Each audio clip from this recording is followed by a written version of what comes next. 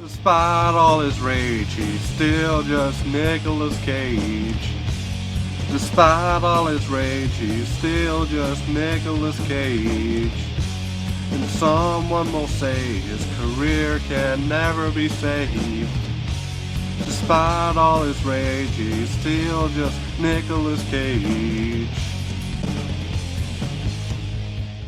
Welcome to Just Nicolas Cage, where I very slowly work my way through Nicolas Cage's filmography. And today we're talking about the 2007 action-adventure sequel, National Treasure Book of Secrets. In National Treasure Book of Secrets, Nicolas Cage is back as Benjamin Gates, and he gets presented with a diary page that links his great-great-grandfather to Abraham Lincoln's assassination. So now Nick Cage sets out to prove his ancestors' innocence by unraveling the cipher hidden on the diary page that ends up pointing him towards the location of a sacred treasure. And also he kidnaps the president. Now, in case you haven't seen my review of the first National Treasure movie, and I don't think it's one of my better ones, I go on a tangent about Peggy Sue got married for like a third of the video, but I was pretty lukewarm about National Treasure 1. I know a lot of people really like that movie, and I certainly enjoyed parts of it, but I just found it a little bit underwhelming and forgettable. I think you might have needed to have grown up with the movie in order for it to really resonate with you. But it was certainly successful enough at the box office to warrant a follow-up movie, and this marks a milestone because at this point in Nicolas Cage's career he'd been in almost 50 movies. But this was his first time starring in a sequel. So I've taken a quick glance at a few reviews of this movie, and I think the general consensus is that the first one is better. Even the critic and audience scores on Rotten Tomatoes reflect that. Well, I guess I've got a hot take here because I like the second movie better than the first one. And the main reason why is because it's dumber and funner than the first one. But I'm gonna try and articulate it a little bit better than that. So firstly, I think the central story is more interesting this time round. I like that it's more personal to Benjamin Gates. The first movie was about a treasure that his family were obsessed with, but this one is about clearing his family name that's been tarnished by this assassination accusation. I mean, personally, if somebody told me that my great-great-grandfather was the co-conspirator in a murder of a president that happened like 130 years ago, I'd be like, nobody's perfect, and then I'd just move on with my life. But I think the storyline makes sense for this movie because a major theme in the franchise has always been family legacy. And they do use that concept as a good jumping off point to lead to some other interesting storylines. Like a big reveal in this movie is that Mount Rushmore was created to cover up a sacred city of gold that's pursued by the descendant of a Confederate general, which is obviously ridiculous, but it's fun. And that leads me to something I liked about this movie more than the first one, is that it's wackier. In my review of the first movie, I talked about how I wanted that movie to go further with its craziness. I mean, the Declaration of Independence treasure map and Ben Franklin's X-ray specs were all well and good, but I wanted to see it go full third act of Indiana Jones movie. And in this movie, they give us a little teaser of something like that. Looks like our old friend Ben Gates is in the news again. What do you find now? Atlantis? Yes, please, can that be National Treasure 3? And he has a ragtag team including a mole man and he finds a princess. There's also a whole thing in the movie about the President's Secret Book, which is a series of documents for President's eyes only, about stuff like the truth behind the JFK assassination, and information about the moon landing in Area 51. I like this concept a lot because it's quirky and it embraces the conspiracy theme of these movies quite nicely, and there's also a fun meta element to that too, because it ties in a little bit with the Nicolas Cage movie The Rock, where Sean Connery's character knew all these government secrets. And at the end of that movie, Nicolas Cage finds a microfilm revealing who really killed JFK. And I like to find as many connections between the Nicolas Cage movie worlds as I can, so that was fun for me. But also, Area 51? Area 51? Are you hinting that there might be aliens and UFOs in the National Treasure universe? You can't keep teasing me like this, movie. But the actual events that happen in this movie are only slightly less absurd than that. Like the part where Nicolas Cage kidnaps the president. Benjamin Gates scoops into the president's private birthday party, and then he lures the president into being locked in a secret tunnel. I've got to say there are a lot of variables to that plan. Like he got lucky that the president stopped the Secret Service from coming in with him. But I'm not gonna complain about a scene where Nicolas Cage kidnaps the president, because that's the exact kind of nonsense that I want out of these movies. If anything, I kind of wish they made more out of this storyline, because he doesn't really even kidnap the president. He just confines him in a room and civilly chats with them for like 5 minutes. That's not really kidnapping someone. I was expecting Nicolas Cage to properly kidnap him, you know, bag over the head, tie him up, get in the car. Sorry, was that too far? Maybe I'm projecting something I would like to see actually happen to a certain other US president, but the president in this movie is actually a likable character, and he's quite well acted acted. I kind of wanted to see Nick Cage and the President team up and solve riddles together. But it's moments like this that show that an attempt was made to up the scope and the scale of the first movie. We get Mount Rushmore and an Oval Office infiltration sequence, and in this movie they actually travel to different countries, so it's kind of more of an international treasure, if you will. There's a brief scene that takes place in Paris, and there's also a portion of the movie where they go to London, which as an English Nicolas Cage fanatic who's lived in London all of his life, this was kind of a big deal for me. I can't think of any other Nicolas Cage movies set in England. I know these movies are meant to be about American history, but I would have liked if this movie spent more of its runtime in London. Maybe Nick Cage finds a cipher on the side of Big Ben that reveals that the Queen was really a lizard or something. There is a pretty fun part where they infiltrate Buckingham Palace to sneak a peek at the desk. I think this part of the movie was meant to be the equivalent of the National Archives heist from the first movie, and it might not be as exciting as that sequence, but it does involve an amazing scene that to me is hands down the best part of either National Treasure movie, and it's so good that I'm gonna tease it and talk about it later in this video. But it's not just the scope and the scale that's bigger. I think the action set pieces, even though they're few and far between, are more impressive in this movie than the first one. In the London scene, there's a fun car chase that I think improves upon the car chase from the first movie. You have this crazy part with Nicolas Cage driving backwards, then kegs of beer are crashing into his car, then the London Pride beer truck gets commandeered and starts pursuing the crew down a cobbled street. It's pretty fun. I also think that this movie has a better climax final location sequence than the first film. You've got this really cool temple escapade with traps at the end. The sets are quite well done, and I really like this thing, where they had to balance their weight on a platform or else they'd fall. It's like something straight out of an Indiana Jones movie in a good way. Now, of course, this movie isn't without its share of problems. I think my biggest issue with the movie is that it feels a little bit too disjointed. I've touched upon this a little bit already, but there's too many ideas in this movie that aren't fully utilized. You've got the Buckingham Palace adventure and Queen Victoria's link with the Confederates. Nicolas Cage kidnaps the president, and he teams up with his mother, played by Dame Helen Mirren. Those are all amazing concepts strong enough to be the anchor point of the entire movie, but instead they're all crammed together and relegated to these small rushed subplots, and it's kind of disappointing. From some of the reviews I've seen about this movie, I think the criticism that crops up the most is that this sequel is trying too hard to replicate the first movie, which to be fair is a common move for a sequel to do. It's certainly less risky than turning your sequel into a musical starring Lady Gaga, but this movie does redo some of the same beats from the first one, like a scene where Riley knows the vital information that none of the other characters have, and there's a clue that gets solved using a bottle of water. And just like in the first one, there's ridiculously implausible moments involving technology, like the part where this 2007 drone has a camera that's high enough res to zoom into small writing and a quality that's good enough to read. Like, look how blurry it is from this far away, and then he zooms in and it's perfect. And there's also this part. I'm gonna kidnap the President of the United States. You can really tell that they were desperately trying to replicate the "I'm going to steal the Declaration of Independence" scene from the first one. It's similar right down to the close-up shot they use and the dramatic music. It's kind of a pet peeve of mine, but I really don't like it when a piece of media tries to capitalize on a moment that organically went viral. And I can kind of let that stuff slide. But what's worse is that the first act of this movie kind of undoes some of the growth from the first movie. Riley loses most of his money and the car he got from the first movie, which, sure, whatever. But the other thing the movie undoes is that it's revealed early on that Nick Cage and Diane Kruger's character broke up off screen, which really sucks and it's unsatisfying. I guess they wanted an arc of them surprise getting back together at the end, but I think they should have kept up the momentum of their good chemistry from the first movie, because their bickering in the movie is not at all entertaining. And there's another estranged couple in the movie that I'll talk about later, and they bicker a lot too. And in general, there's a lot of arguing and squabbling in this movie.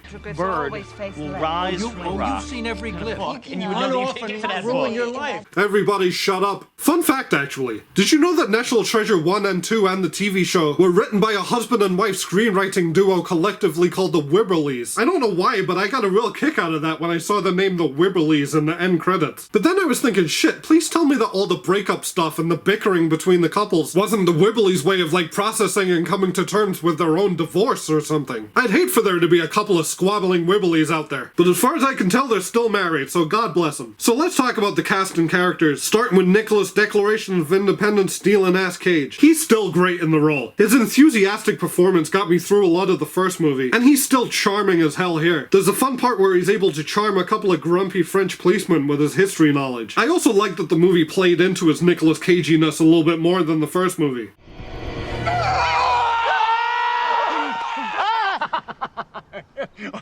I am sorry. I couldn't resist. But that's nothing compared to the scene I was teasing earlier, and I'm so excited to finally talk about this. So during the Buckingham Palace sequence, Cage needs to get detained so he can escape and then explore the private quarters of the building. So Benjamin Gates has to make a scene, and this is what ensues. It's the wrong time! It's the wrong place! I'm wrong again! Wrong about us! Wrong about Thomas Gates! Wrong that you'd like the Queen Anne chair! She's taken out Oh, now look what you've done. You brought the little bobbies down on us. Ben! Whee! Good afternoon, sir. Hello. Been drinking, have we? Just a nip. Just popped down to the pub for a pint. Going to detain a blighter for enjoying his whiskey. It's all right, that's enough, sir. Beggars and mash. Sir? Bubbles and squeak. Smoked eel pie. Sir? Haggis! I've got a lovely bunch of coconuts. Here they are, standing in a row. Small ones, big ones, some as big as your head! That was brilliant. My words exactly, Riley. I love this scene, and there's a lot to unpack here. I love the marching and the banister slide. I really love when he just randomly starts shouting English food names, like the well-known traditional English dish haggis. But most of all, I am obsessed with the way he says, hello. Hello. Hello. Hello. It does not get old. This scene does feel a bit like the Wibblies are trying to capitalize on Nicolas Cage's reputation. Like, the first movie didn't really have any parts like this because it wasn't written with Nicolas Cage in mind. But I'm guessing for the sequel, the Wibblies thought, let's put in a scene where Nicolas Cage shouts and acts like a fool. Because everybody loves montages of Nicolas Cage losing his shit. And a more cynical mind than I might say that that's pandering to the audience to a certain extent. But who cares? The scene is hilarious and that's all that matters. So as for the rest of the supporting cast, I've already talked a little bit about Abigail, and she's in the movie less than the first one and doesn't really have much to do, which is a bit of a shame. I did get a kick out of the fact that she was dating Phil Dunphy though. Jon Voight actually has a bit more to do in this movie than the first one, I think, and he seems to be having more fun. And we also get to meet his ex-wife and Nicolas Cage's mother, played by Dame Helen Mirren. She doesn't get introduced until about 45 minutes in, and after that she's absent from the movie again until the last act. I think if you somehow manage to get Dame Helen Mirren in your movie as Nicolas Cage's mother, then you introduce her in the opening goddamn scene and have her in your movie throughout. I kinda wish that she had more to work with here, and a lot of her scenes involve her bickering with Jon Voight, but she's still good because she's Dame Helen Mirren. And also I like this cute moment with her and Jon Voight. Harvey Keitel reprises his role as the Freemason FBI agent from the first movie. In the first one his role was more adversarial, but here he's assisting Cage more, which I liked. He's not in the movie that much, but I did like it when he asked Nick Cage if he liked ducks. Do you like ducks?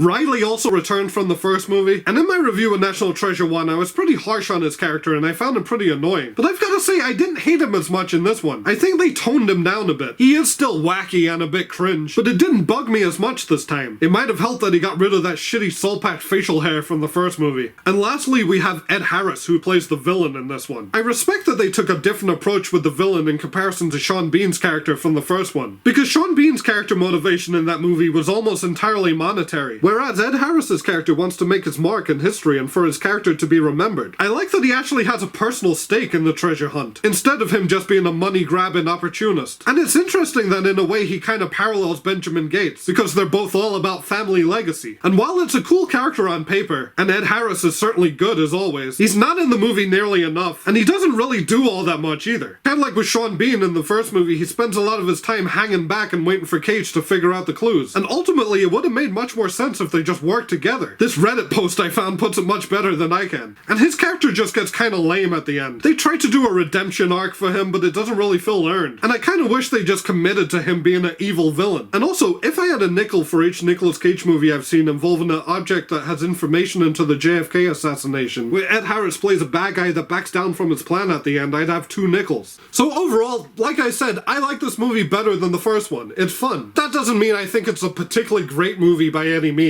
I'd put the first 3 Indiana Jones movies over it any day of the week. It's messy and there's certainly some eye-roll inducing moments, and the story kinda lost me a little bit in the middle, but I found myself enjoying the movie for the most part. Maybe I've gotten stupider in the 6 months or so since I watched the first movie, but to me this movie scratched the itch of dumb entertainment that I wanted out of this franchise. So yeah, I recommend this movie, with the caveat that it's pretty stupid. So I also want to briefly talk about the National Treasure TV show Edge of History on Disney+.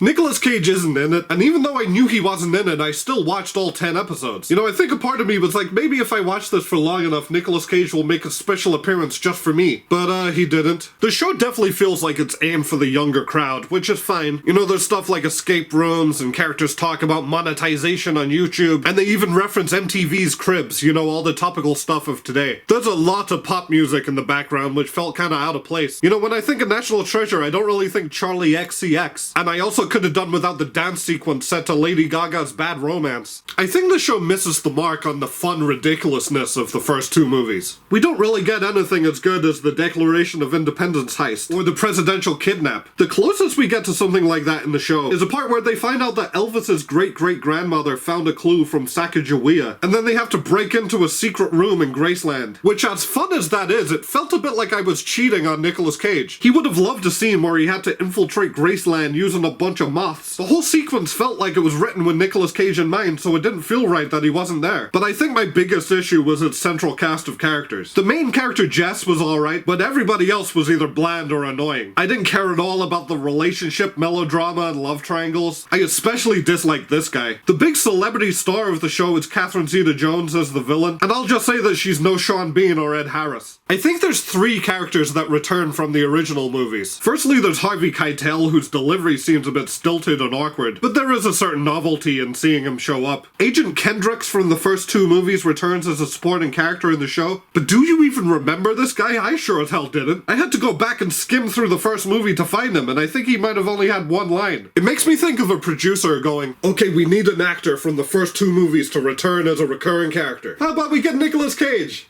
He's busy? The Diane Kruger. The Helen Mirren. No? The John Voight. Sean Bean. Agent Hendricks, sure. But the third returning character is Riley, and I actually quite like the episode involving him. It brought a much needed energy to the show. And there's a part where he's on the phone with Benjamin Gates and we get to find out that him and Abigail are still together. And there's also another scene where Riley hints that him and Ben have been looking into page 47 from the Book of Secrets, which is a real pandering teaser to the audience, but I gotta admit I kinda got caught up in it. And I also got kinda hyped up when it showed some of the classic clues and objects from the first two movies, like the Ben Franklin X-ray specs from the first one. But overall, no, I didn't really like this show. It comprises of 10 45-minute long episodes, and that was way too much. It felt like a chore to get through. And the show got cancelled, so no second season. So what does the future hold for the National Treasure franchise? Well, discussions for a third movie have been around since 2008, when Jerry Bruckheimer confirmed that a third one was in development. And scripts have been written and rewritten over the years, but Disney weren't happy with them. In August 2022, Jerry Bruckheimer stated that the script has been finished, and that it was being sent to Nick Cage for approval. But in March 2024, Nicolas Cage flat out said, "There's no National Treasure 3. If you want to find treasure, don't look at Disney." I think the reason behind his bitterness towards Disney might be down to this quote I found from him, when he was talking about how hard it was for him to get hired when he was in debt and the phone stopped ringing with offers. It was like, what do you mean we're not doing National Treasure 3? It's been 14 years, why not? I think Nicolas Cage might be thinking, you know, you didn't want me when nobody else wanted me, and now I'm the talk of the town again and you want me back? Screw you. But that's just kind of speculation on my part, and truth be told, I would like to see a National Treasure 3. Even I've got to know what's on page 47 at this point. So the next thing Nicolas Cage was in was Bangkok Dangerous, and until then guys, thanks for watching.